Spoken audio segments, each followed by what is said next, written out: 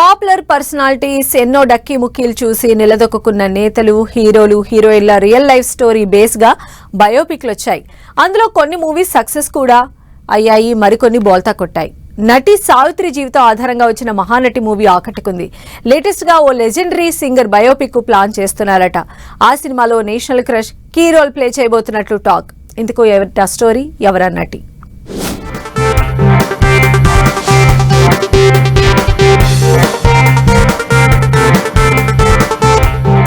భారతీయ సంగీత ప్రపంచంలో తన అద్భుతమైన గాత్రంతో చెరగని ముద్ర వేసిన లెజెండరీ గాయని ఎంఎస్ సుబ్బలక్ష్మి జీవిత కథ త్వరలో వెండితెరపైకి రాబోతుందనే టాక్ ఆసక్తికరంగా మారింది.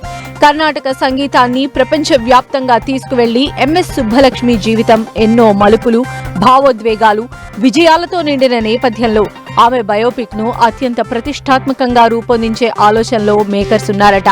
ఈ సినిమాలో ఎంఎస్ సుబ్బలక్ష్మి పాత్ర కోసం నేషనల్ క్రష్ రష్మిక మంతన పేరును పరిశీలిస్తున్నారని గాసిప్ చక్కర్లు కొడుతోంది. ఇప్పటికే తెలుగు, తమిళ్, హిందీ సినిమాల్లో తనకంటూ ప్రత్యేక గుర్తింపు తెచ్చుకున్న రష్మిక మంతనకు ఇది పూర్తిగా భిన్నమైన పాత్రే అని చెప్పొచ్చు. గ్లామర్, కమర్షియల్ ఎంటర్టైనర్స్ తో పాటు నటనకు ప్రాధాన్యత ఉన్న పాత్రలు కూడా ఎంచుకుంటున్న రష్మిక ఎంఎస్ సుబ్బలక్ష్మి పాత్రకు ఓకే చెబితే ఆమె కెరియర్ లోనే ఇది ఛాలెంజింగ్ రోల్ గా నిలిచే అవకాశం ఉంది. ముఖ్యంగా ఆ మహాగాయని వ్యక్తిత్వం, హావభావాలు, మాట్లాడే తీరు, సంగీత ప్రపంచంతో ఆమెకున్న అనుబంధాన్ని తెరపై ఆవిష్కరించడం ఈజీ కాదన్న టాక్ వినిపిస్తోంది.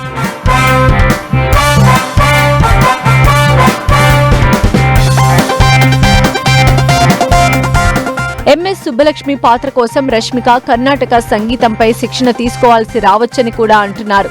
లెజెండరీ సింగర్ సంగీత ప్రయాణంతో పాటు ఆమె వ్యక్తిగత జీవితం, కుటుంబం, కష్టాలు, విజయాలను బయోపిక్ లో చూపించనున్నారనే ప్రచారం జరుగుతోంది.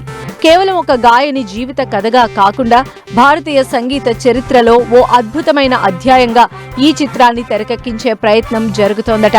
అయితే ఈ బయోపిక్ కు సంబంధించిన ఎలాంటి అధికారిక ప్రకటన ఇంకా బయటకు రాలేదు. అయినప్పటికీ ఎంఎస్ సుబ్బలక్ష్మి పాత్రలో రష్మిక మంతన కనిపించబోతున్నారనే ప్రచారం మాత్రం ఇండస్ట్రీలో ఆసక్తిని పెంచుతోంది. నిజంగానే ఈ కాంబినేషన్ సెట్ అయితే రష్మిక కెరీర్ లో మరో పెద్ద మైలురాయిగా నిలవడంతో పాటు ఆమెకు కొత్త రోల్లో నటించే అవకాశం దక్కనుంది.